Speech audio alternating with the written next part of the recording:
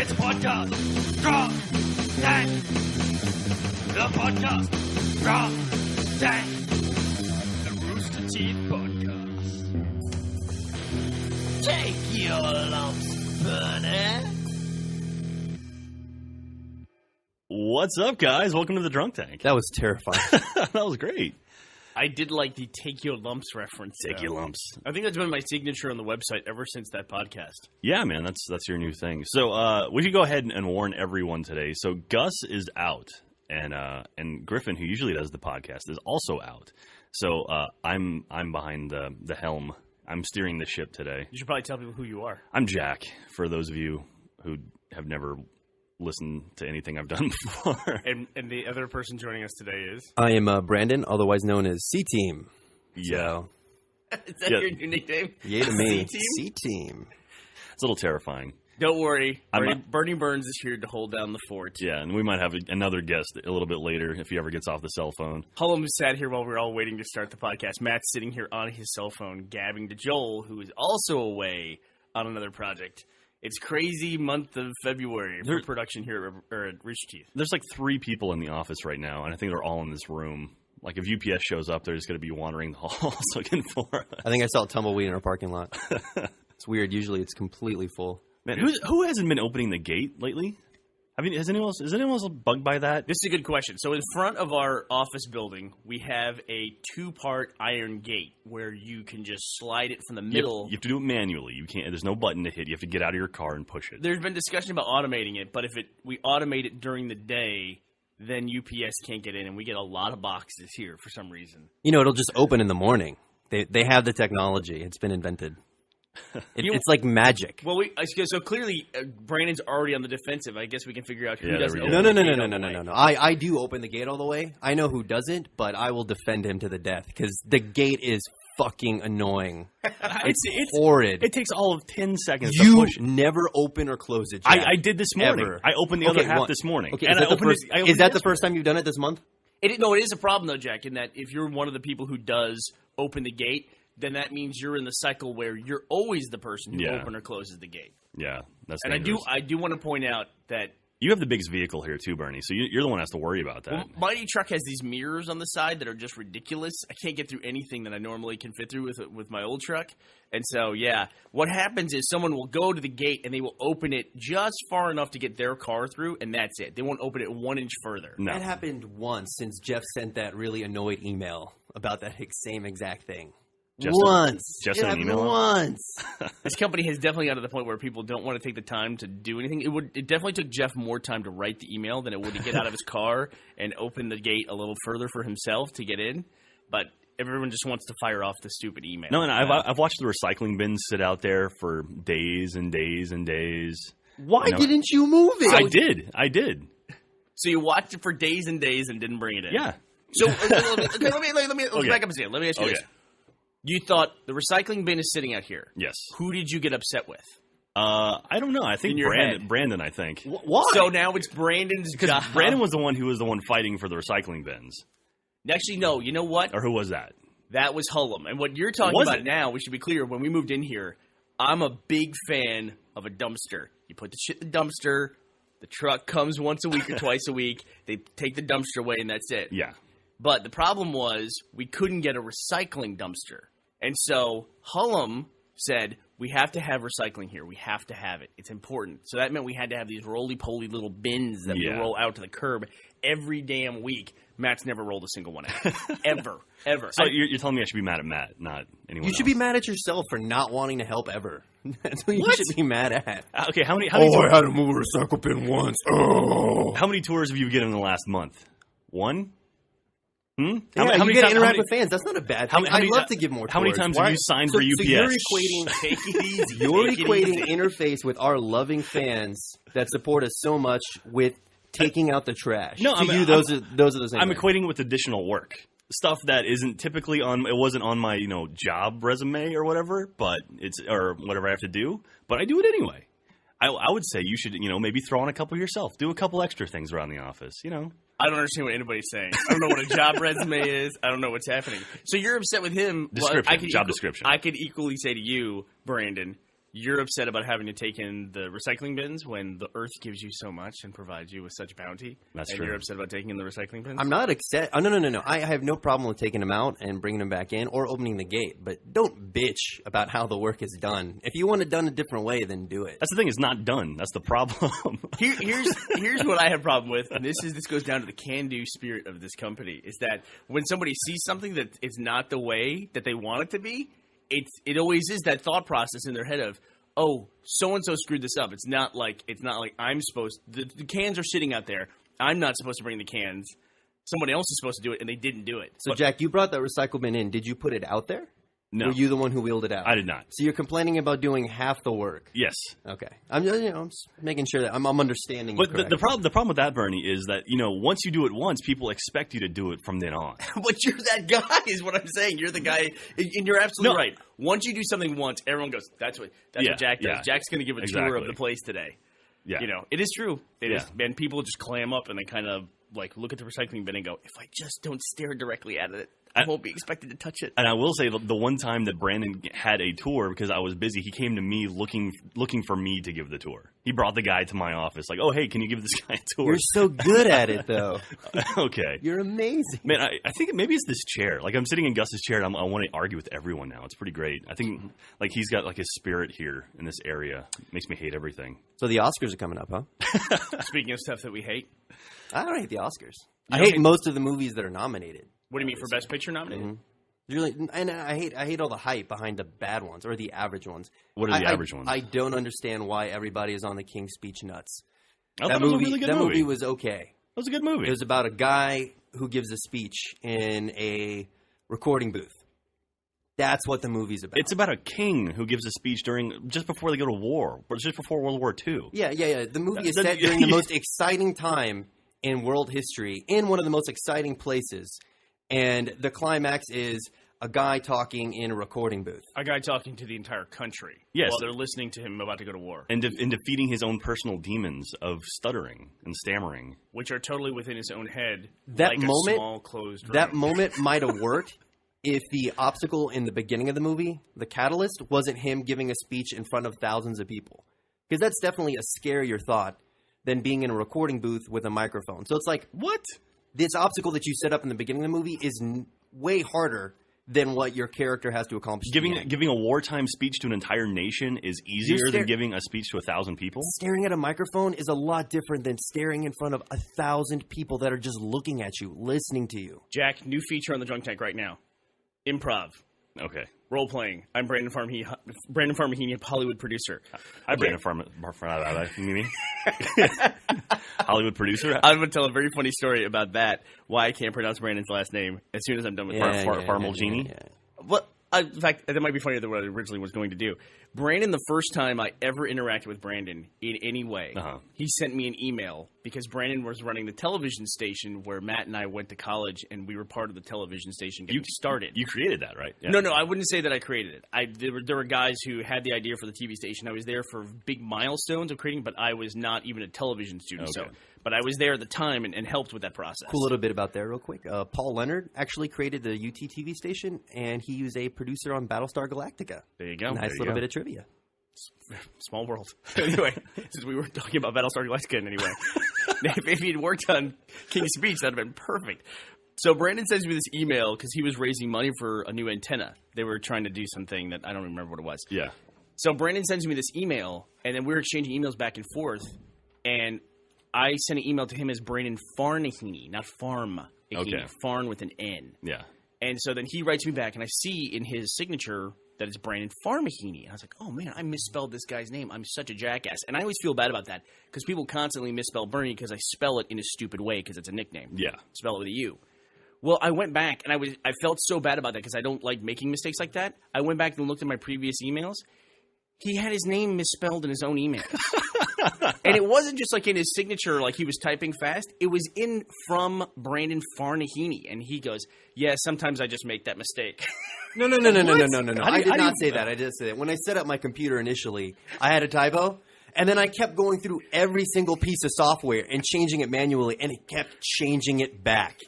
It was really annoying. And that's not something you see. Like, I can't see the automatic name generation Right. when I'm sending an email. And it just sends out your name incorrectly. It sends it out. It's not my fault. I would smash that computer with a hammer if that was the case. So we have an additional person in the podcast. Hey, Please everybody, introduce it's Matt. yourself. So I want to What's play Brandon Farnahini, Hollywood producer here. Hi, Brandon Farnahini. Hollywood So I want to give producer. you script notes on King's Speech. Okay. I've been working on this movie for a long time, Brandon Farnahini. Right, I saw the ending, and it was very historically accurate, where he made a speech in a room, but that's kind of boring. I'm figuring this is the most exciting time in history. What if we do this? What if the Luftwaffe is bombing England, and the king runs out to the square and makes a speech, and the bombs decide to turn around in midair and hit the planes instead, and then they blow up and then crash? You don't think he gave a speech after that? That was during the war? You think that was the only speech he ever gave in his life? In the conclusion, it talks about he gave other speeches during the war. Just make the movie about those speeches. No, it's like London was being bombed it's daily. It's the king's speech, not the king's speeches. It's one. It's his most important one he's ever done. What do you think he made the rest of those speeches like on horseback while like stabbing Germans in the face? They were probably made in the same goddamn room. I would love that movie. Matt, Brandon is saying that he hated the movie because the ending was unexciting. Because they were in a room. They were in a room. Just talking. And because at the beginning of the movie, he was in front of I mean, like anyone who's done any amount of public speaking, even if you're just in front of 30 people, it's hard. To be in front of 3,000 people or however many people were there. Imagine if he had to say his own last name properly. That would be almost impossible. All right, what other movies we get? What other movies? All right, you mean to run down the list here? All right, so for Best Picture, we have Black Swan. I didn't like Black Swan. I thought it should have been about black frogs. We also have The Fighter. Inception. I didn't see The Fighter, but I saw all the other Mark Wahlberg movies that have exactly the same plot. Invincible. Nope. Rockstar. Double Rockstar. What was? Oh, I don't remember. Well, he's made like 7 movies that were exactly the same. Downtrodden guy has a chance of greatness, doesn't make it for whatever reason, but then there's a big, redeeming ending. I mean, The Fighter is basically Planet of the Apes 2.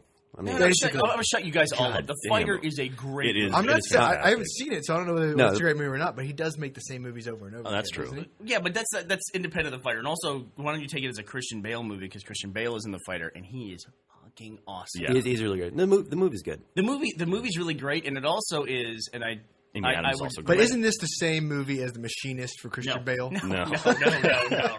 Why? Because he got He down to looks, 100. he looks the same, doesn't he? How does he do that? I mean, that is an amazing skill to be able to lose. I mean, he loses and gains like 100 pounds. Someone on Reddit took images from like 6 or 7 movies. Yeah. And it was like Machinist to the Dark Knight or whatever the first I like, one was that, I like American- that you wanted to pronounce Machinist as the Machinist. The Machinist. Well, it was American Psycho before that. Yeah. So, I mean, he was already built for that, lost the weight for The Machinist, and then Yeah. put the weight back on for Batman. And I think they're starting to film the new Batman right now. Yeah. mean, so it's it's crazy. like, I mean, He's going to die. his body's got to hate him, man. I'm sure Brandon would have pronounced it with an N, the machinist. The Machinist. Here we go. Here's the image that I'm showing Matt right now. This will be in the linked up. That's the crazy. The many That's crazy. bodies of Christian Bale. I'll just read here so you can get a feel for how much he's changed. 2002, he was in Reign of Fire, which was not a bad movie. Oh, yeah, that was a good movie. Matthew McConaughey. Matthew McConaughey was in where the world is taken over by dragons, thanks to Christian Bale. He weighed 184 pounds in 2002. Then he was in The Machinist in 2004. He weighed 121 pounds. Wow. What I read from articles and interviews that he did, he ate nothing but an apple and a cup of coffee a day. Jesus. That's what he did to lose that much weight to get to 121 pounds. Then when he played Batman in Batman Begins, he weighed 190 pounds. Now, it's 190 pounds of solid muscle. Yeah. You see the picture of the guy in here. Then he was in some movie called Rescue Dawn. Anybody? No. Anybody? Is that a Werner Herzog movie? It looks like a war movie. I think it ended in Yeah. a small room, so it was Yeah. pretty unexciting. That was in 2006. He weighed 135 pounds for that. Then Dark Knight, he did in 2008, weighed 190 pounds again. Then The Fighter, he weighed 145 pounds. But he looks like a strung-out crack addict in The Fighter. It's amazing. And the best thing they could ever do for Christian Bale is the person that he played, since it's a biographical film. It's actually based on a real fighter. And they showed an interview with the character that Christian Bale played at the end of the movie during the credits. And that was he nailed it. I mean, that guy was he was as annoying in the credits as Christian Bale was the entire movie. Yeah, yeah. It's only the performance of the teeth, really. It's- he really sold it. Yeah, it's risky to fucking do that gross. though, because what was the movie we saw with the Linklater train robbing movie?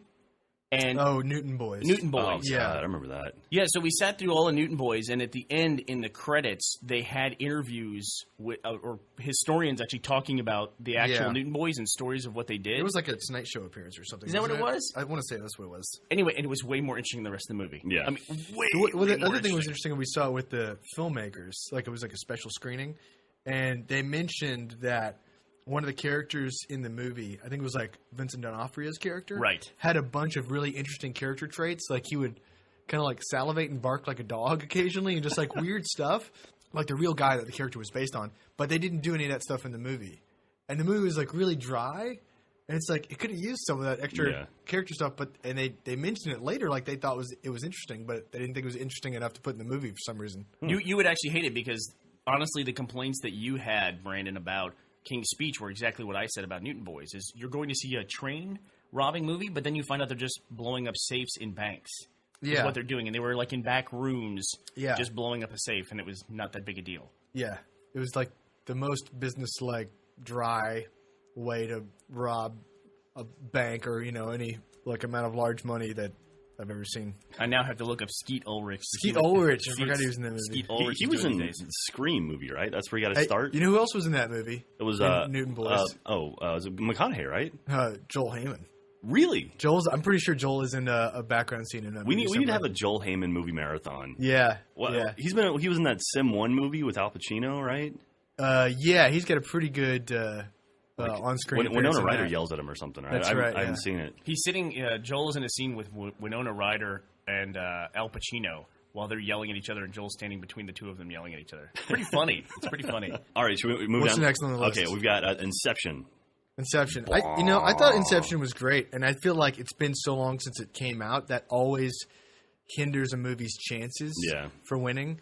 Usually the movies that win seem to come out like around the holiday time or fall, or exactly about right September before on. the turn of the year. Yeah. But Inception's a really great movie. It was really thought-provoking and really fun. It had a lot of cool visuals. Yeah, for all A the lot of memes stuff you that wanna came see in out a of movie it, theater. it's still a damn good movie, It would be kind of an interesting statistic to see what is the movie that won Best Picture that was released the earliest in the year Yeah. and made it all the way through relevancy to the following year to be nominated for Best Picture and then win. They had the issue a few years ago. Cinderella Man was released in March, and no one saw it, but it was a fantastic movie. And when Russell Crowe's a boxer, Yeah, I remember that movie had a money-back guarantee. Like, it came out at a time when like theater revenue was declining, I guess, right before they said, "Oh wait, let's make 3D movies again," and put those like that. That'll be something new. They theater revenues were declining, and they had this policy of come see Cinderella Man in the theater, and you'll like it or your money back. And I don't know what the same like policy of like buying a used car is going to see a movie. You It know? does seem strange, right? It also, though, is strange to me that of all the products in the world, you cannot get your money back for not liking a movie. Like, if I spend $10 and 2 hours of my life, it's totally okay that I hated it. It's like, that was terrible. It's like, it would never occur to me, I need to go get my money back because Scream 4 was the worst movie I've ever seen in my life. It's weird because it's like a subjective thing. You know, it's like I didn't like the movie, so I have my money back. You know, seems weird in a way. But if you go to a restaurant and you order something, it's like this tastes terrible, just to me. You know, I want my money back. It's like they usually give you your money back or like strike it off the bill or whatever. You know. You know, the only time I've ever sent a meal back was with you, and I did it just the other day. Was that the only time ever? I've never sent a meal back. What'd you send restaurant. back? I got a chicken fajita taco at a local Mexican restaurant, and it tasted like they fried it in Clorox. It really did. And they said it was a place where they just grill over a wood burning stove. Yeah. And a nice place. We eat there all the time. And I've never had a bad meal there, but they said they must have just had a really green piece of wood. And of course, I'm like, wow, this tastes like chemicals and might actually be dangerous for me. Matt, try this. Yeah. Bernie's the guy who's like, I think this milk might have gone bad. Take a big swig of it and find out for me. All right, so moving down the list. So speaking of the whole release later, typically shows up higher. Yeah. The Kids Are All Right, which came out this summer, I think, right? Yeah. That's the Julianne Moore. I don't know. Yeah. Did who is anybody it? see the movie? No. yeah, I did see it. It was pretty good, yeah. That's Mark Ruffalo, the new Hulk. That makes no sense. That he's the new Hulk. Or that they're making another Hulk movie.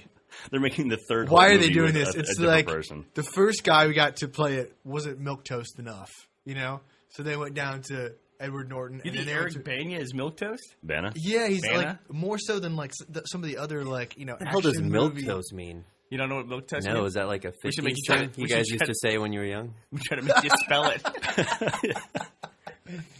It's a thing we used to eat. When But we it's were like they young. want to make. I don't think they want to make the Hulk like so sensitive or something. It's really weird that what they're doing with that. I thought I think Franchise. the Incredible Hulk, which is the second one, was actually a pretty good movie. The Edward Norton one. Yeah. Like I think the work, like it was more like the TV show, or it was more about him on the run type thing. But The Wikipedia entry for milquetoast is not helping Matt and I's case here. No. A milquetoast is a weak, ineffectual, or bland person. It is derived from the character Casper Milquetoast from the 1924 comic strip, The Timid Soul. Ladies and gentlemen, we join the adventures of Casper Milquetoast now in progress. So Brandon might be right. That might be a dated On reference. tonight's episode, he reads a speech in a small room. Today's broadcast is sponsored by the letter N.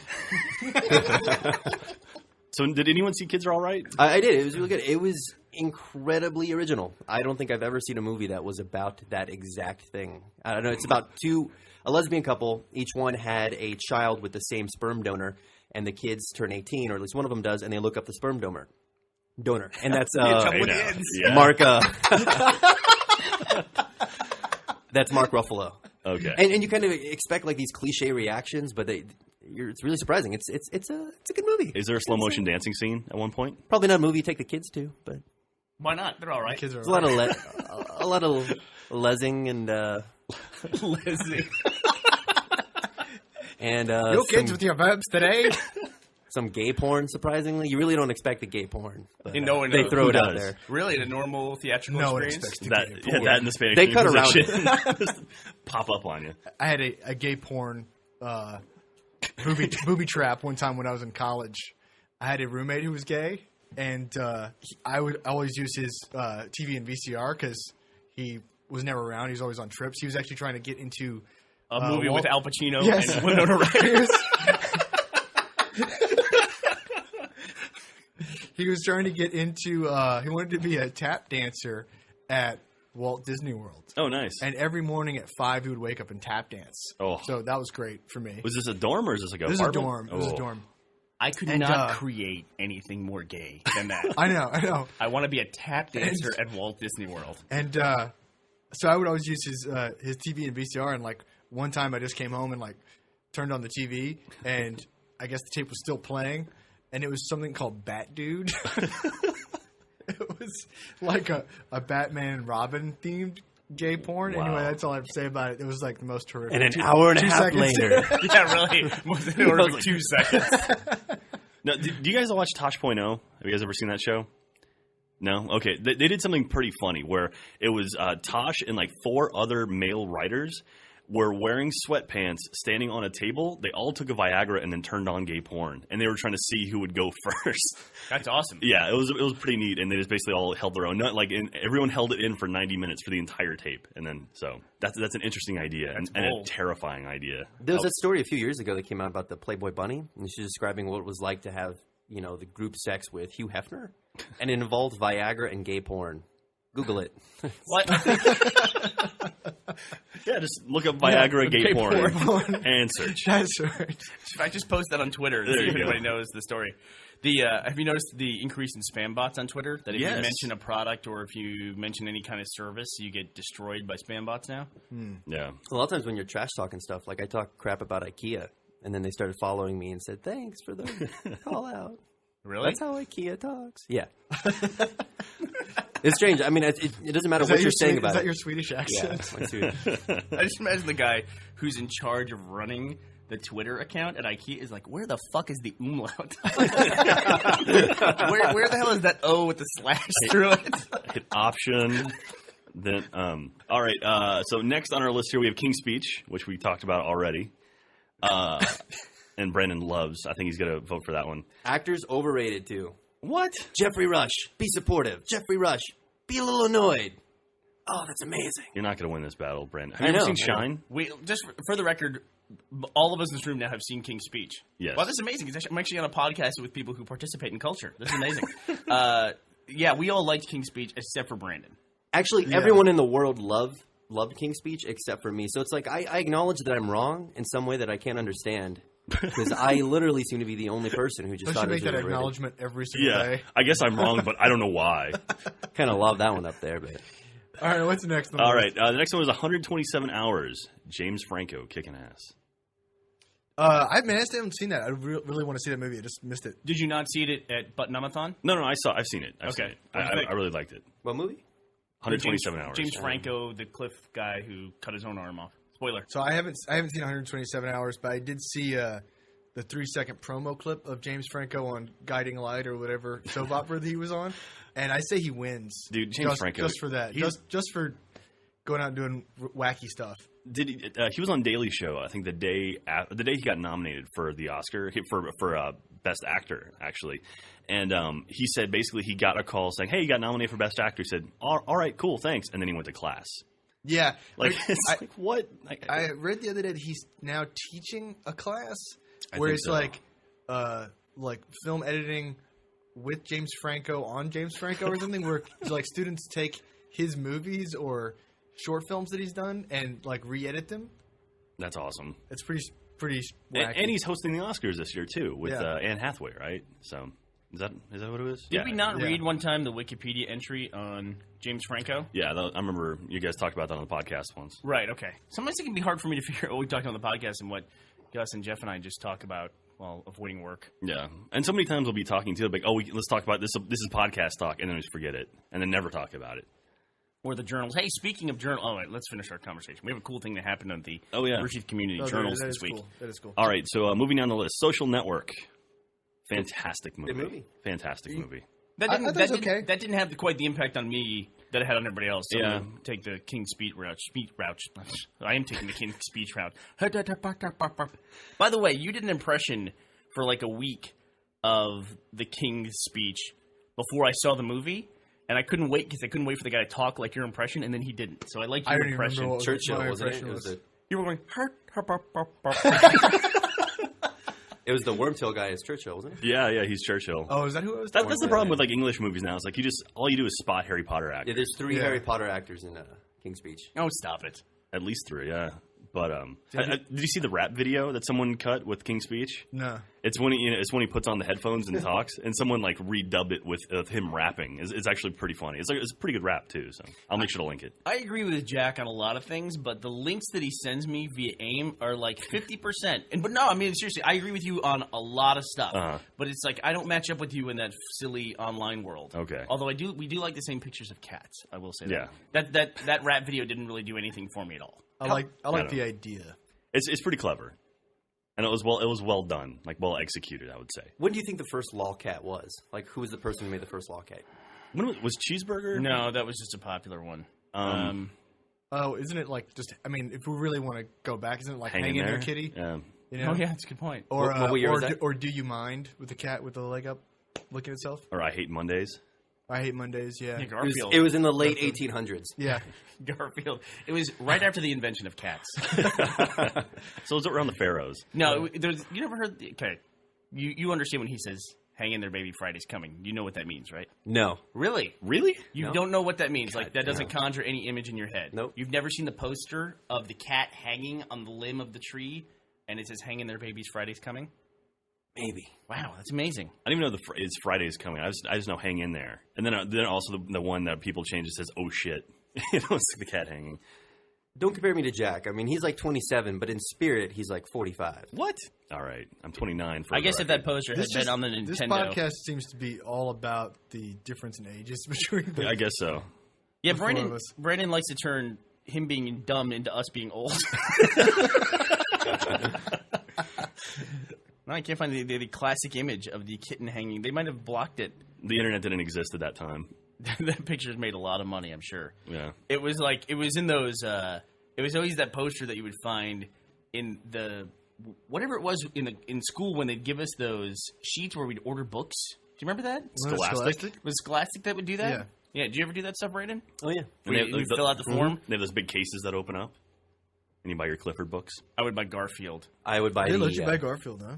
Yeah, Garfield. I think Garfield's on our banned list. Too sarcastic for school. You were in Georgia, right? Yeah. Okay. I remember buying Far Side from those. That image means nothing to you, of a little orange kitten hanging on a rope. Never That's seen so it. cute. That was my Facebook profile image for a long time. Was it really? Oh, yeah. I've had one Facebook profile image, and ever since I've had my Facebook account, it's been damn near a decade now, and I've had the exact same image. It looks like you have the one where we did the bloody apple gag. No, Most places. that's on our site. Yeah. No, the one on Facebook is the one with me and my cat and our sweaters. It was like our Christmas Oh, photo. right. I remember that. I took that- Like Olin Mills looking. Yeah, I photo. think I took that photo in like 2003, and I put that up as my Facebook image, and I've never changed it. All right. What's next on our list? All right, Jack? moving down the list, we've got we said Social Network. We kind of glazed over it though. So Yeah, you know, Carrie was really big into that movie and lent me the special feature stuff to watch. Yeah. And the special feature stuff was pretty cool. Oh, really? I mean, I don't know if everyone who doesn't pay attention to, Hollywood special effects stuff noticed this or cared, but there was a whole thing where they had the twins. Yeah. Oh, And dude. this is Yeah. a spoiler, but they had the twins and It's not much of a spoiler. well, The guy's name's Armie Hammer, Army, the one guy, the actor. So Yeah. they cast two guys, right? Two different guys, not related at all, just two different actors. And then at some point during the production, they said, "Okay, well, your face is never going to be seen. We're digitally going to replace your face with the other actor's face." And so one guy appears in the movie, acts in the movie the entire time, and then you never see his face. They just use his body. That's wild. It was completely seamless. It was completely seamless. Yeah. It was unbelievable. We had there was a screening in Austin where it was Aaron Sorkin, Jesse Eisenberg, and Armie Hammer were there afterwards. And up until the point where he walked in the theater, I thought it was two guys. I thought it was twins. Yeah. It was pretty crazy. It might be one of the best visual effects because you just never notice it. and never think about it. I mean, why would you think about it? I know I would think about it if I was the other actor. I Yeah. would think about it all the time. Yeah. I bet that guy goes and hangs out with David Prowse all the time. They have their own club. On the other side of the fence, though, the miniature they used was awful. What miniature? It was when they were in England, I think. Oh it no, was for that the was race. tilt shift. That wasn't miniature. That was tilt shift photography. That was the one issue I had with that movie. Mm-hmm. Yeah, I remember the tilt shift sequence now. Yeah, it's when they're doing the boat race in England where the two brothers are. The two brothers are. They're at the regatta. And they gala. for no reason at all, they use that weird tilt shift thing. there's- Other than the DP was like, "Hey, look, I've got these Yeah. cool lens." Well, there's a whole thing of using tilt shift lenses for landscape photography Yeah. and skyline photography where you try to make stuff look like models. Yeah, And I guess that's what they were doing, but who knows why. yeah. If you want to see some good tilt shift videos, and what it is there's a certain kind of lens you can buy and go into it and be very boring for this podcast, but it's a tilt shift lens which you can get these crazy focal lengths, and you can shoot something to where a real world looks like a miniature. It makes Yeah. things look shallow somehow. Like the depth looks compressed. It makes a real world focal length look like it would if everything was shot the wrong way as a miniature, essentially. So then it gives you the illusion that the real world is in miniature. If you ever want to see a lot of tilt shift stuff, I have no idea why. It's huge on Vimeo. So if you go to Vimeo and look up tilt shift, you can see lots of video that people make. And people used to just do photography tilt shift, but then because of DSLRs, with now being able to shoot video, now suddenly there's a huge explosion of tilt shift video. Yeah, Are we talking about the same shot? It's the first overhead looks like a helicopter shot of the race. yeah, yeah. That's all real. Here, let me show you another tilt shift video here and on Vimeo, and then you can take a look at it and tell me if you think that's a miniature. Is it the beach one? I don't know what I just pulled up tilt shift Okay. on Vimeo. Yeah, the one I've seen was like a beach where they had a helicopter, they were doing tests, pulling people out of the water with a helicopter, Buffering. and that was really, really crazy. I saw one with a Ferris wheel Yeah, that looked totally like a model. It's- Which is yeah, great it's- with the it's so Ferris weird. wheel, it just has that aesthetic of looking like it's made out of toothpicks or something. yeah, it's like a toy almost. And it's an issue that comes up when you're shooting features because you'll sometimes be shooting years before the movie comes out. Often at least 12 to 18 months before the movie comes out. That is about the same time frame where tilt shift suddenly took off and was a big deal. Right. Maybe the DP thought, oh, everyone's going to be doing tilt shift stuff. We'll be the first people in theatrical to do tilt shift, and now nobody gives a shit about tilt Yeah. shift. Yeah. And clearly it didn't work if Brandon thought it was a model. It's interesting. Weird he thought it was a bad model. That's what I find interesting. Yeah. Brandon, am I saying It was that? the first time I feel like I saw something like that, and I was like, that doesn't look real. Yeah. That's really interesting you say that because that would have been awesome animation, like just stop motion animation of them doing everything like that. Moving the boats and all that. Yeah, but that shot bugged me too. I remember catching me off guard. And I was like, "What? Why? It doesn't no $0.4, and it exists nowhere else in the movie. But other than that, I thought the movie was fantastic. I even thought Justin Timberlake was pretty damn good in that movie. I thought he was pretty good. I thought Jesse Eisenberg was the best thing about that movie. Although the friend who's now Spider-Man, we should talk about that too. Andrew Garfield. Yeah, the original Wildcat. We should. I mean, I think that Jesse Eisenberg was the standout there. I liked him more than the movie overall, so I hope he wins Best Actor, but I don't really care about Social Network winning Best Picture, Okay. if that makes sense. Man, Mark Zuckerberg is awkward in a completely different way in real life. Like, Jesse Eisenberg made him look cool, and he's just like, he's too cool to fit in, like, social rules and how people should interact with each other. But if you actually watch Mark Zuckerberg, awkward. You're talking about the Saturday Night Live thing? In general, if you just watch him talk. Yeah, the Saturday Night Live thing was pretty rough. All right, let's move down the list. Toy Story 3. Fantastic. It's pretty good. Yeah, I mean, I definitely feel like your impression of Toy Story 3, you're going to come down on one side or the other based on whether or not you have kids. I don't have kids, and I loved it. No, I know. Oh, I'm you're saying for it's people bad who for have kids. kids, it was an awkward movie to watch. You sound like Jeff with now. your family. Well, I mean, keep in mind, too, like, the people who... Toy Story 1 came out, a decade before Toy Story 3? Probably Yeah. more. I think it was 1995 is So, I when mean, Toy like- Story came out. I mean, Yeah. I was younger. I wasn't crazy young, but I was pretty young when Toy Story 1 came out. And so I've kind of grown up with the movie. And it was kind of cool to Yeah. see them, like in the movie, the They kid made has the grown kid up. grow up, Yeah. yeah. And it was really neat to see that and kind of relate to it. But, like, have you ever seen an animated movie that was that intense? No. I mean, that was crazy. Yeah. What they did to those characters at the end, and it was, impressive that they could evoke such a visceral, such a real emotional response yeah. from people just out of computer animated characters. No, I mean, that's the You thing. know? Like I have no problem admitting I cried all 3 times I've seen that movie. And the third time was on an airplane. I think between like Really? Yeah. Wow. that movie and Up, like I've felt like more pangs of anxiety and fear for the characters, more empathy for the characters than any live action movies I've seen in quite a Yeah. while. Dude, Pixar has that like they know where that nerve is and they can just do. like push it and just Bernie, what were your feelings on the movie? Well, it's actually the thing that I don't like about Pixar. I think Pixar's like Smaug the dragon from The Hobbit. It's perfect except for that one little kink in the armor. To me, that's they don't do the adult portions of the movie appropriately. I don't think that's appropriate. Like we were talking yesterday, Brandon, about Space Ghost Coast to Coast, and you were talking about how it was the first time you saw somebody make something for kids, but that felt like adults could enjoy it as well. It was a weird crossover, and that kind of thing is really hard, and Pixar is the top of the line of what they do, but I still think Looney Tunes got that perfect, where it's goofy and stupid and you can watch it as a kid, but you can watch Looney Tunes as an adult and get something totally different from it. Whereas the Pixar stuff, it's just adult means fucking depressing. And kid stuff doesn't need to be depressing. It really, really doesn't. And there's always a super dark moment in every Pixar movie. And this one in Toy Story 3 was ridiculously dark. Yeah. I mean, the Suicide Pact essentially is what it was.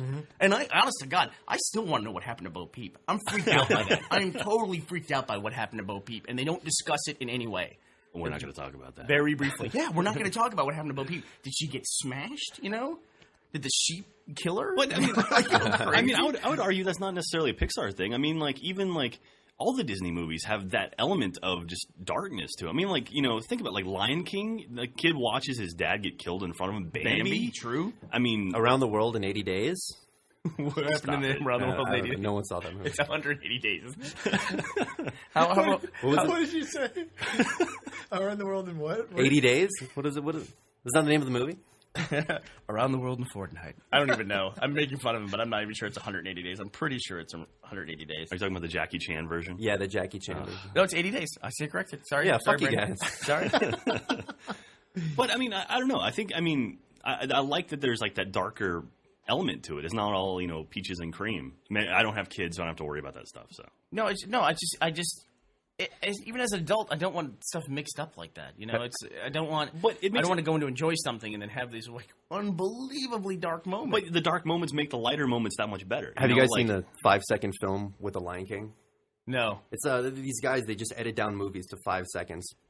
And it's just 2 different shots. The first one is Simba and his dad. He's like, "You love me, right?"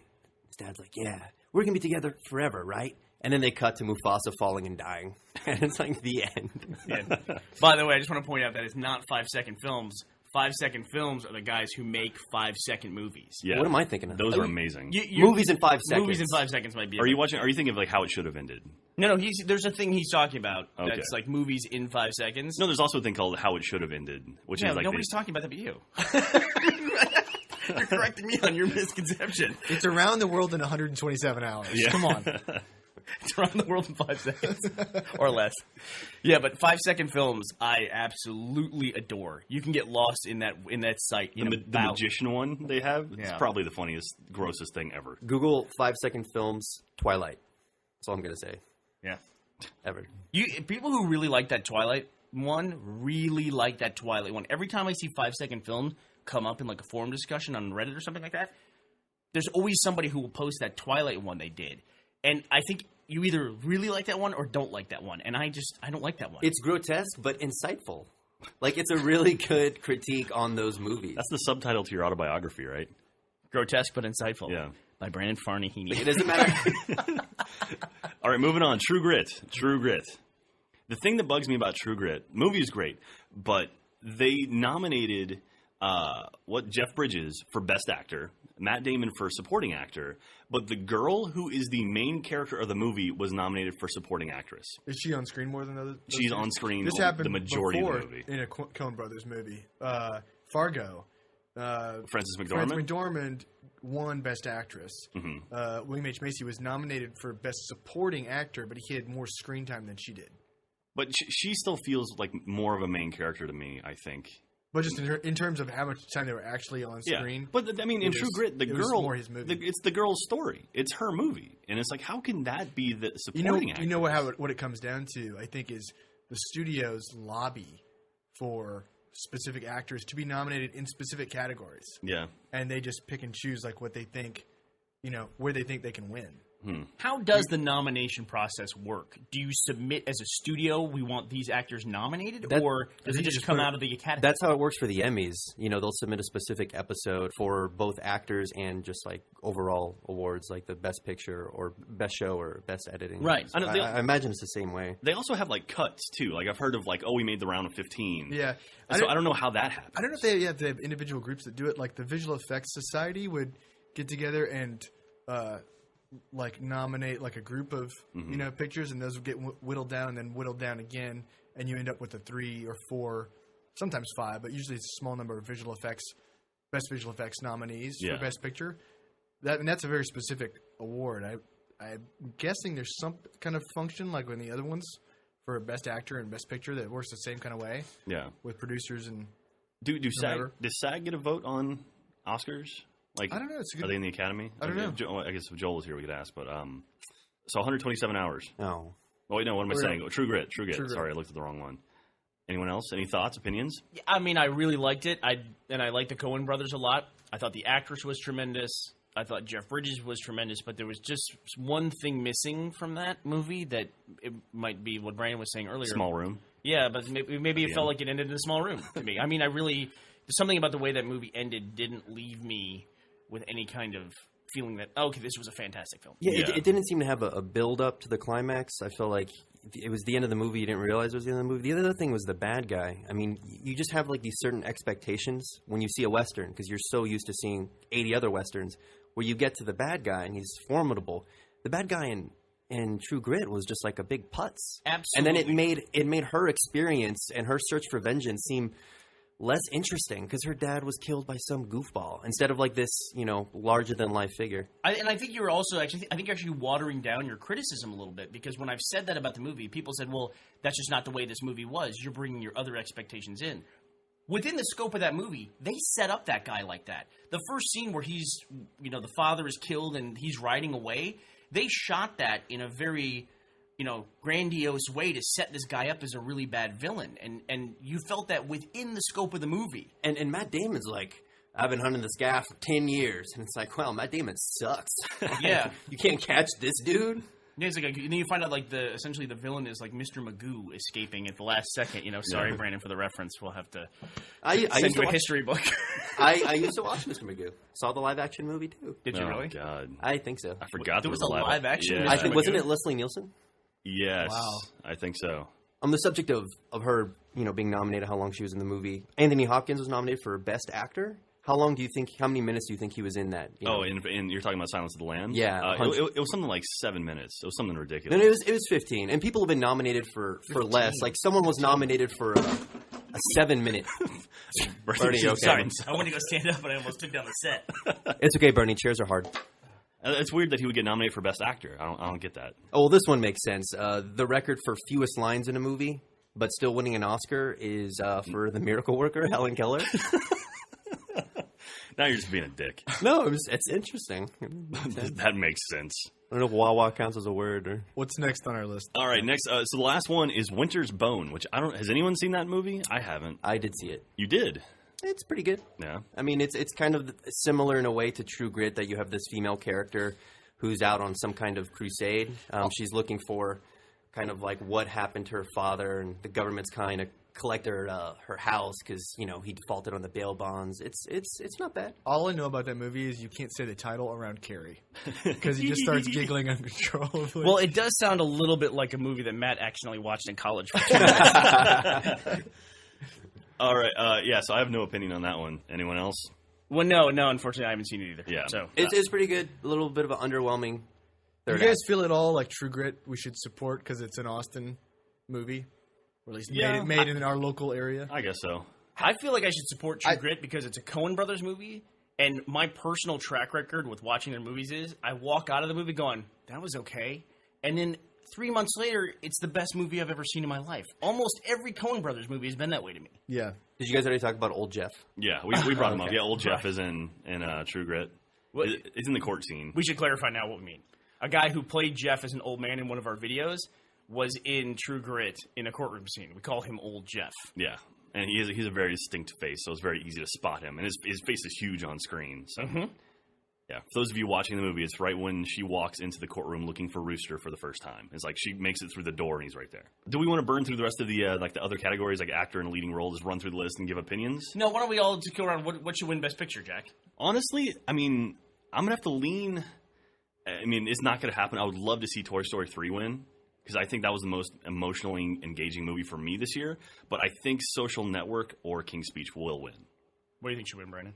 I think Black Swan should win. I was into that movie from beginning to end, and it was terrifying. It was the scariest experience I've had in a movie theater in a really long time. Let me just say, though, Javier, what is his name? Javier Bardem. In Beautiful? Amazing. I really do hope he wins Best Actor. It was unbelievable. You've seen No Country for Old Men, right? Yes. Okay. He was the bad guy in No Country, and he was freaking amazing. Call it.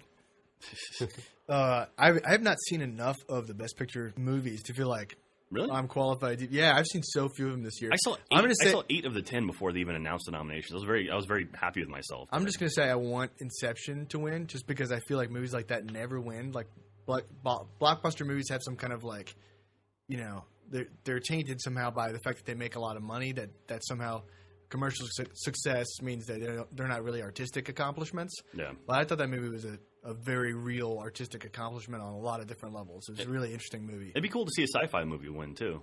It would, yeah. Dark Knight should have been nominated a few years ago. That was ridiculous. It wasn't. I think that's one of the reasons why they moved to 10, right? Just to try to include more commercially successful movies. Right. That way maybe it's so that we can still honor the artistic ones and include ones that hit on a higher level. It was to kill that headline every year that's like, I haven't seen any of these Best Picture nominees. And every single year is the same thing over and over. I also think a movie that got left out was The Town. That was a really good movie, and I don't know if it was Best Picture quality, but it was good. Well, I mean, you could probably say that about 6 of the nominees in the Best Picture category. I mean, some of those other movies are going to be in there. I think that movie deserved to get some recognition. It just came out so long ago. Yeah, that's not on people's radar. We talked about it when we were nominating Drunk Tank's Best Picture of the Year, and I had seen it after we started to talk about it, and I didn't think it hit on the level of those other movies. For me, at least. I watched it on Monday and then immediately watched Good Will Hunting afterward. It's like a craving. And that movie's fantastic. I don't know how that movie didn't win Best Picture. I still don't understand why...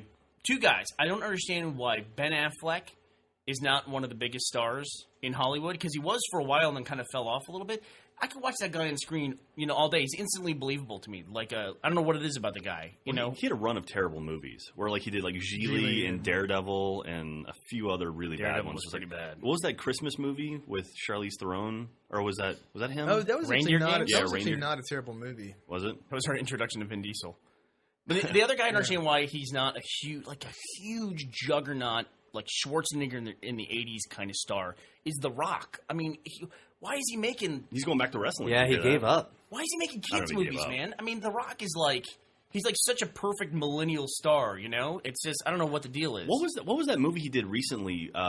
Tooth Fairy? No, Revenge or something? Where it was like him being a badass. Yeah. Revenge of the Tooth Fairy. Yeah, what was that called? It came out, I thought this would be a huge, and they kind of went right under the radar. I just don't know if people want that type of movie anymore. That 80s Schwarzenegger, Stallone, big movie. I don't know if they want that kind of star. Expendables. Yeah. How much money did that movie make? Like that made a ton of money. Like $250 But I mean, like, million? that's kind of the attachment people had to those stars from the 80s. Like, I don't know if you could remake one of those guys now. I mean, I think the closest thing is that angry British guy who's in the Expendables. Oh, Jason Statham. He's pretty new. Did you see? Did you see the A-Team? He's pretty much the new A-Team movie. Kathleen, who plays Tex, is absolutely in love with him. that Jason Statham dude. Yeah, he's pretty much cornered the market on those B action movies. If Hugh Jackman ever walks away from the Wolverine part, Jason Statham should pick it up.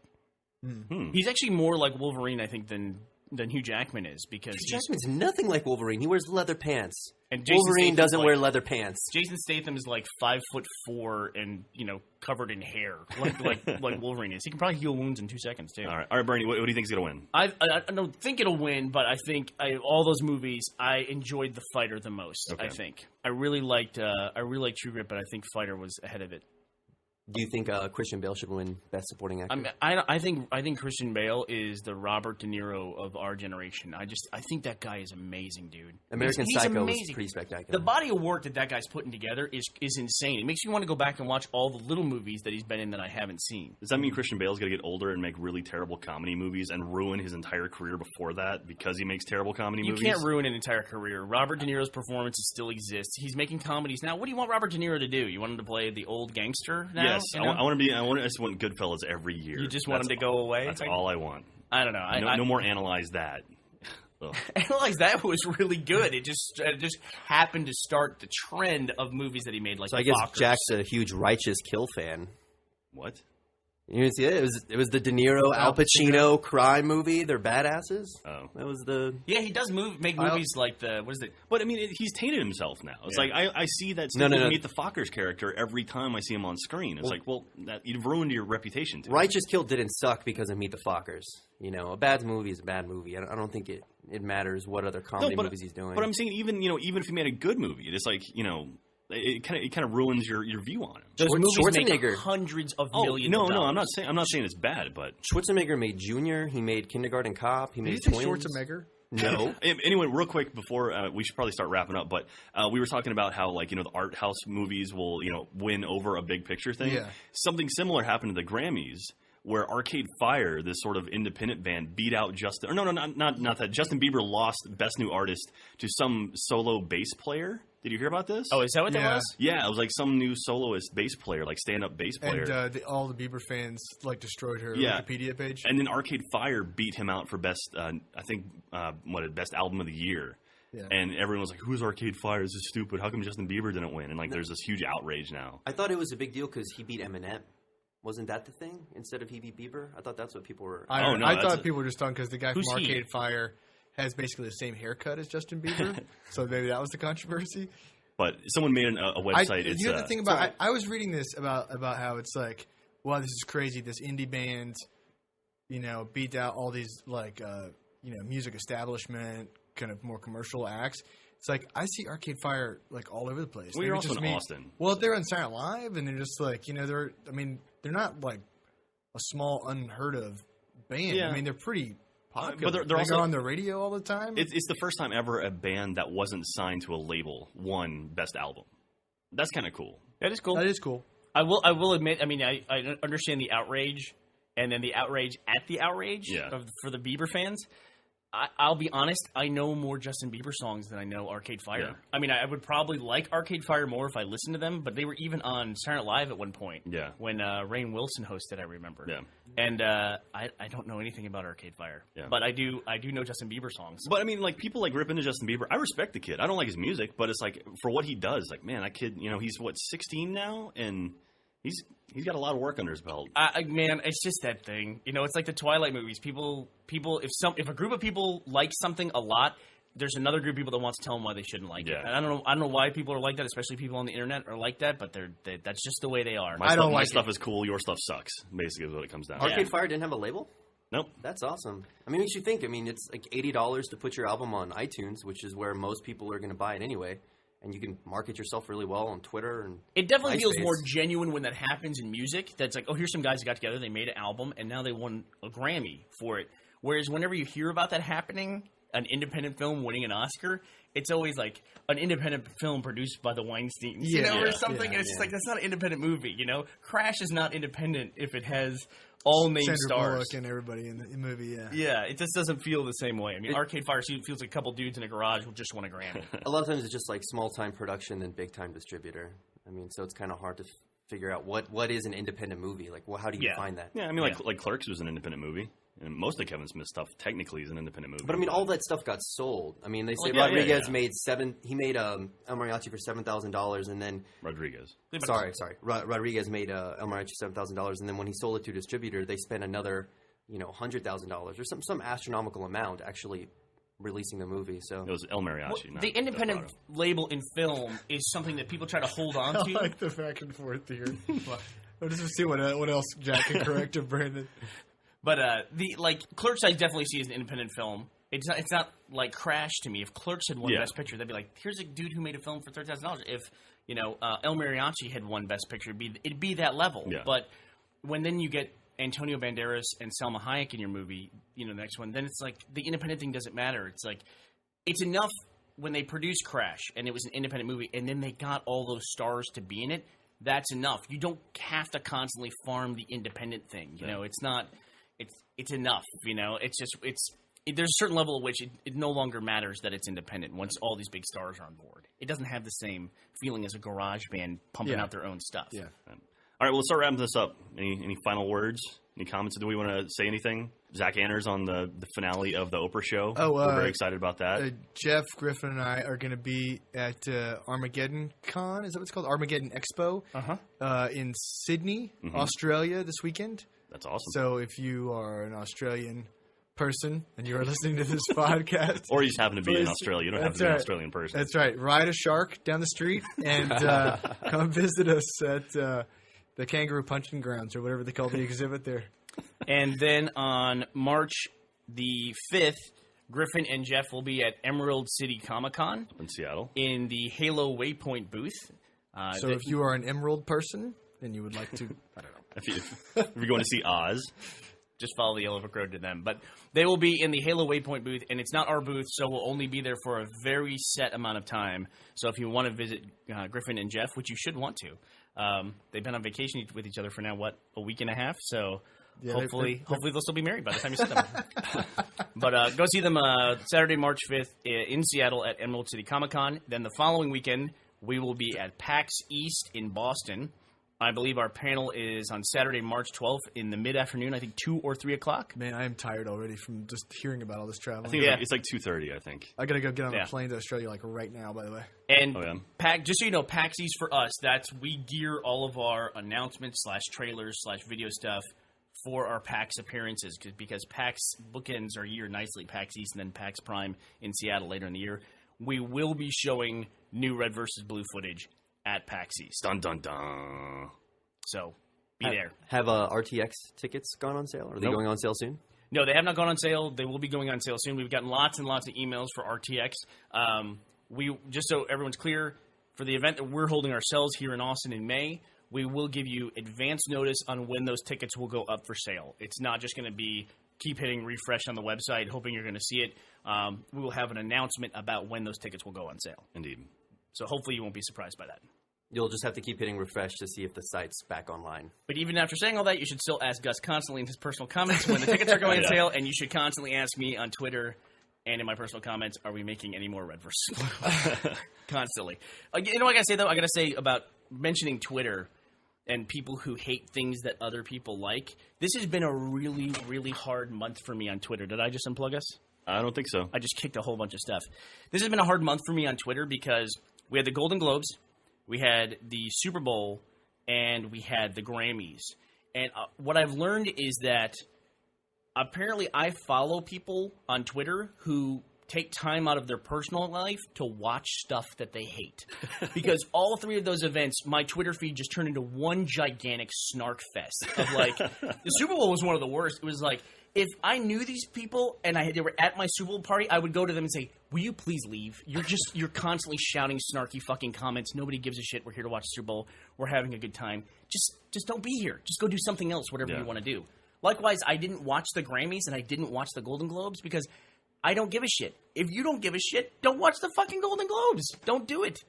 People are like tortured on Twitter. There's enough other stuff going on in the world. God. Take up your time. And speaking of that, we have not mentioned yet. Yeah, thank you. I'm before glad. we sign off, Madman Mo. Oh, yeah. So we had a really cool thing that came up on the website. One of our users, Madman Mo, who lives in Constantinople, now Tripoli, in Libya. That's an old reference. You know that, right? It's Constantinople. I thought that was. No, I thought it was Constantinople. I know, now Tripoli, right? No, that's. That was Istanbul. That's Istanbul. Not Constantinople. Yeah, Tripoli, on the shores of Tripoli. Tripoli's always been Tripoli. Even old New York. Come on. So they might be Giant Song? Anyway. Sorry. Anyway, so we have a user on the site. His name is Madman Mo, and he lives in Tripoli, in Libya. And he discovered during these protests that are going on right now in Libya, he discovered that one of the only social networks that wasn't blocked by the government that he could reach was the Rooster Teeth site. And so and Vimeo for video blogging. So he started posting this running live blogging account of what was going on in his city in Libya. It was pretty riveting. And he was taking video of like being in a hallway while people are outside the building shooting and he's running through a courtyard. It was pretty nuts. Yeah. It was pretty nuts. And so we were trying to get the word out as much as we could without giving too much information because, A, we didn't want us to show up in search terms and then be blocked by the government. And he actually had a period where he didn't blog for about 9 hours, which I got really worried about. So if you're interested, you should go to Rushi.com and visit Madman Mo, Yes. M-O-E at the We'll end. definitely link it in the podcast. Yeah, absolutely. And you can always go to my profile and look on the journal there and see. And he's still blogging right now, and I hope he and his family stay very safe during. It's a tough situation over there right now. I mean, they bombed with jet fighters. They bombed protesters. Yeah. and Gaddafi comes on national TV. He's telling everyone basically the people who are protesting are cockroaches and they should be squashed. Yeah. And he's like telling people to go out and like hurt them essentially. Yeah, it's crazy. He ranted for like an hour yesterday on state TV, and it was just, guy's nuts, and he's in charge. So How can you be a dictator of a country and not be nuts? I mean, it's just how can that happen to you? Yeah. They had what was the guy from, was it Uganda? They made the movie about him, Last King in Scotland. I think he literally had brain damage. Mm-hmm. Like he was literally crazy. Played by Forrest Whitaker, right? yes. Right. Yes. In the movie? He's very sweaty. I feel like that was half of the performance. All right, cool. Well, let's wrap this up. So, yeah, go visit us at Cons. Follow our awesome community site. Where are we going for lunch? I'm going to sit at this desk and keep working. Got a lot of stuff ahead of me. Where are we going for lunch, guys? All right, I'm going to Australia. Okay. Kangaroo burger. Thanks, everybody. Thanks. See ya. Bye.